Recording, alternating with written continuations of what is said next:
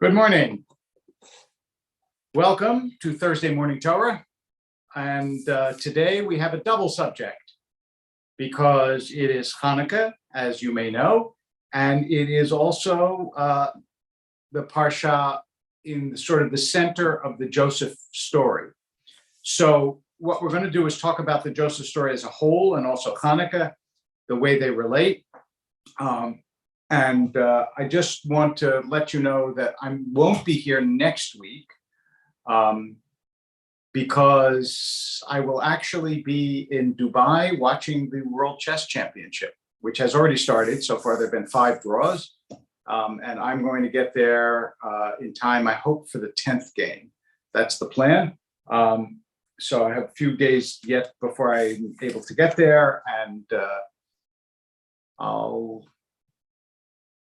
if you want to know, I'm sure I'll post something on Facebook or Twitter or Instagram or something. So from Dubai, where I have never been and never expected to be. But back to the Torah. And I want to start off by just mentioning that Joseph has 2 different kinds of dreams. Remember, there's one dream about the sheaves, how they bow down to him, and there's one dream about the stars and constellations. And the difference in those dreams, in part, is that one is a dream that represents materialism, the dream of the sheaves, and that foretells, in fact, the materialistic triumph that Joseph will live out when he gets to Egypt, because remember that he is the one that saves basically the Egyptian economy by during the 7 good years, by keeping in a storehouse all the stuff that later on will be sold to people during the 7 lean years. So the sheaves are representative of that side of Joseph's character and that side of Joseph's experience. The second dream is the dream of the stars and constellations bowing down to him. This is a more spiritual dream. And here too, there is obviously a parallel in Joseph's life. He is the one who is responsible for protecting Israel in Egypt. And ultimately, of course, he goes back. His remains are brought back to Israel. And 2 of his children, Ephraim and Manasseh, become tribes of Israel. And Joseph is remembered as Yosef HaTzadik, Joseph the Righteous. So there is this division between the material and the spiritual in Joseph's dream. Remarkably, or maybe just miraculously, the same thing is true of Hanukkah.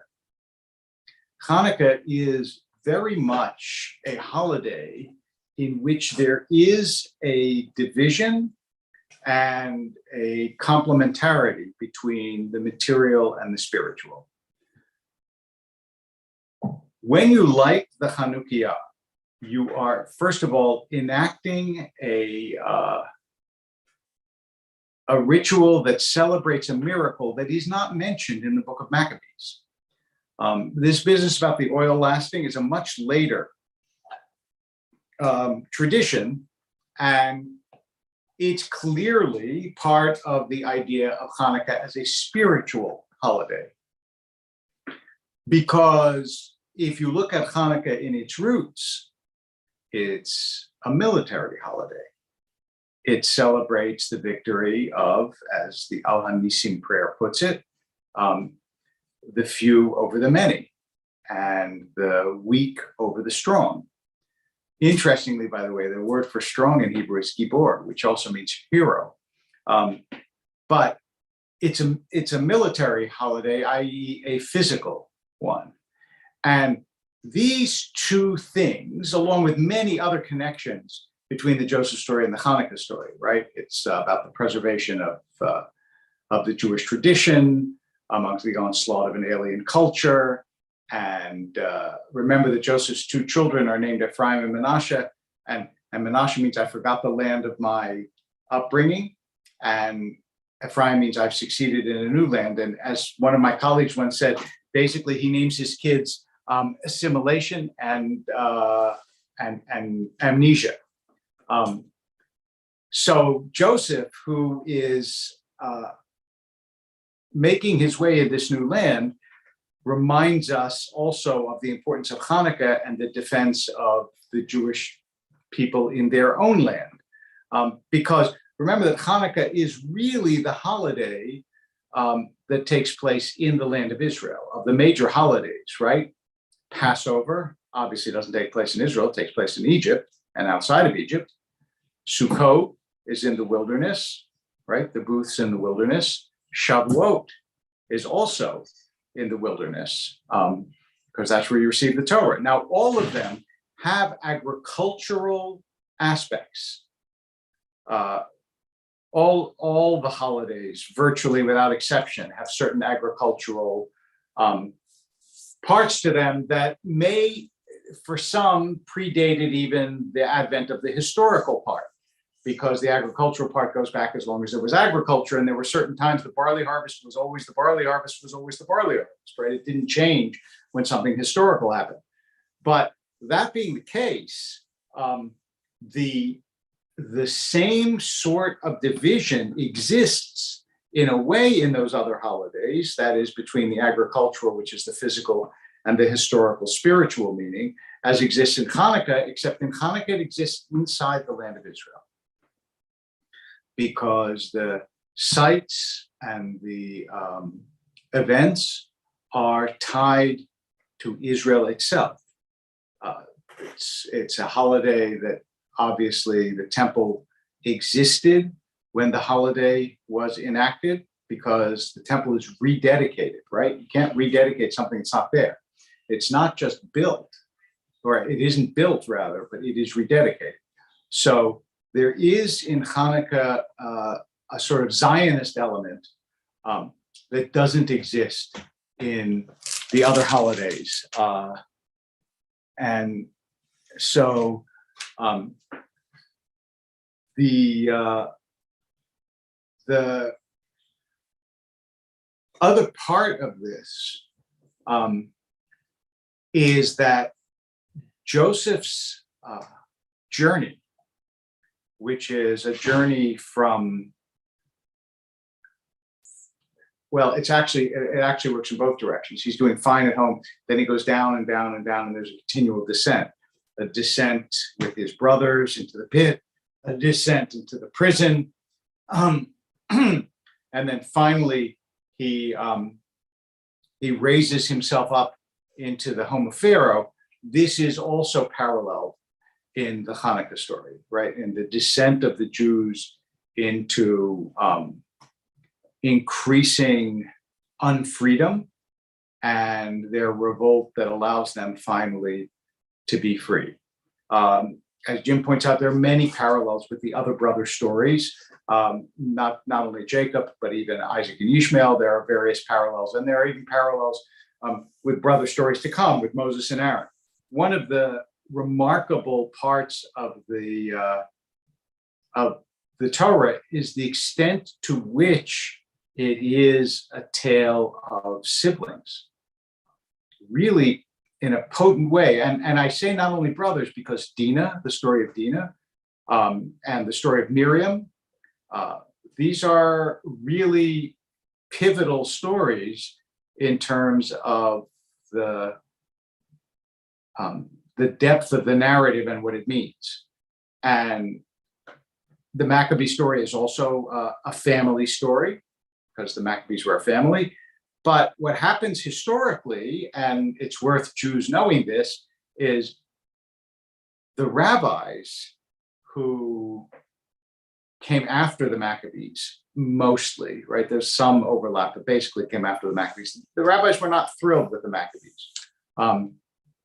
They were glad at the initial victory, but the Maccabean dynasty sort of quickly devolved into, as we as we know from hereditary monarchies and rulerships and so on, things that start off noble can become kleptocracies pretty quickly.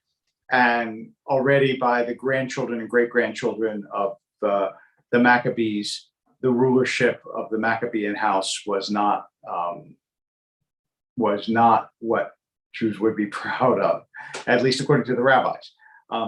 And so they wanted to reconfigure the purpose of the holiday away from military victory alone and rulership alone into spiritual victory, which is why the motto of the holiday is from Zechariah, the prophet Zechariah, Lo b'chaya, lo b'koach, ki im bruchi, amar Hashem tzvaot. Not by might, not by power, but by my spirit, says the God of hosts. And this emphasis on the spiritual meaning of it is what guides our principal enactment of Hanukkah ritual, which is to light the Chanukiah in the window. And the purpose of that is what the rabbis call Pirsume Nisa, to advertise the miracle. And the plain meaning of that, the unvarnished meaning, the immediate meaning of that is you're advertising the miracle of the 8 nights. Not that you're advertising the miracle of a military victory, because somebody looking at the 8 candles wouldn't necessarily think about it as a military victory. And the other thing that is powerful and worth remembering is that the idea of growing lights, and you remember that Shammai wanted to diminish the lights. He wanted to start with 8 lights and go to 1. And he had precedent for that, since Hanukkah is modeled on Sukkot, which is an 8-day holiday, and they are tied together in rabbinic literature and other places. On the Sukkot holiday, that's what you do. You start off with more sacrifices and you diminish day after day after day after day in the temple. And so Shammai thought that this was a perfect parallel. But I think Hillel's psychological insight was greater here, in that in a time of when the days get darker, shorter and darker and darker and shorter, to grow in light is in every way a more potent metaphor for Judaism, for the hope for the coming of the Messiah, for the way in which we want to celebrate. And the downside of this, which actually occurred to me only recently, is that the 9th night, it's all dark again. And so the question is, I think one of the Hanukkah questions is, did those 8 nights train you how to create light for the 9th night? That's what I wonder. Yes, what Sandy says is true. It's both stories, not only that, the Purim story, the Hanukkah story, the Joseph story, they're all stories about the dangers of assimilation, and they all, to some extent, are battles not only against external foes, but also against other Jews, which we don't like to talk about in Hanukkah. We don't really say that to the kids at Hanukkah, but there was a battle against other Jews. There were the more Hellenizing Jews and the stricter Jews. And even the stricter Jews, by the way, I think it's important to say, were influenced by Hellenistic teachings. So it's not as though, no matter how traditional you are not influenced by the surrounding society. That has never been true of the Jewish people. The Talmud is written in Aramaic. Aramaic is not Hebrew, right? Maimonides wrote in Arabic. Arabic is not Hebrew. So the reality of assimilation is a reality of boundaries, not a reality of yes or no. Every person has a cell phone. It's not a reality of yes or no. It's a reality of how much you use the internet, how much you use cell phone, what restrictions you put on it, what you don't put on it. And I'm thinking about the ultra-Orthodox here. All of life, it seems to me, is actually this question, right? There's no such, There's very, very little that is definitive. If you say, do you punish your kids? The answer is, well, it depends what how much, this, that. I would do this, but I wouldn't do that. And for the rabbis as well, the Talmud is full of Greek terms. That doesn't mean that the rabbis were Hellenists. It means that they lived in a society in which you could not avoid the reality of the day-to-day life in which you live. And this goes to a much longer and more detailed discussion about our illusion that Jews used to be so different from the way we are now. When you read in the Middle Ages and later discussions about whether you can eat fish out in inns when you travel, and the fact that even going into the most recent centuries, there are Jewish authorities arguing that wearing a kippah is optional and not mandatory, you realize that there's always been more variation in Jewish practice and Jewish thought than modern Jews tend to believe, because we want to think that the way it is the way it has always been. But in one way, that is true. The way it is the way it has always been. We've always argued. There have always been differences. And there have always been different kinds of practice. And there have always been Jewish populations that have assimilated and disappeared, and others that have remained and carried on the tradition. So Bruce asked, why do we light the newest candle first? I think that the rationale that I always understood for lighting the newest candle first is because you are celebrating that day, right? So you first want to pay honor to the day on which you're celebrating, and then you go in order. So you add them from right to left and light them from left to right. So since it is the newest day and it is the day that you're really saying the bracha over, the blessing on, you light that first, and then you light the others. I think this tradition is also just to keep people on their toes. You have to remember which way to add and which way to light. But it is a beautiful thing to see the Hanukkah in the windows. And I really do, I do think that the connection with the Joseph story in this sense is a very powerful one, because it's about ultimately keeping your identity in a culture, whether it's in Israel or in Egypt here, that tries in one way or another to strip your identity, whether that is by oppression or by assimilation. And that has been so much of the Jewish story for so long that it's sort of built into our DNA to think about it that way. The Joseph story also has to do with the paradox of Jewish sovereignty and rule, because there have been two kinds of Jewish leaders throughout history, political leaders now, not religious leaders. One has been Joseph, and Joseph is the well-placed Jewish political leader in another political system or another country.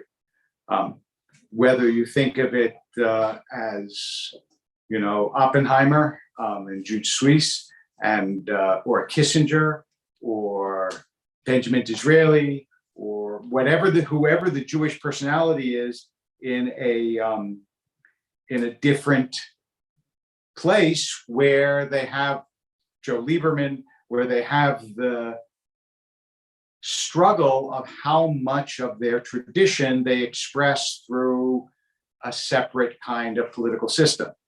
And then, of course, you have the native Jewish leader, whether it is Judah Maccabee or David Ben Gurion or Benjamin Netanyahu or King David, which is how much in running a country can you represent an authentic Jewish sensibility and approach. And here it is interesting to note that, for thousands of years, that the current prime minister of Israel, Naftali Bennett, is the first prime minister who always wears a kippah.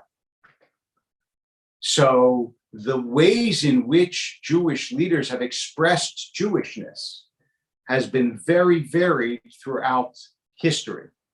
And it just goes back to the constant theme of, I know you think there is one way, not you.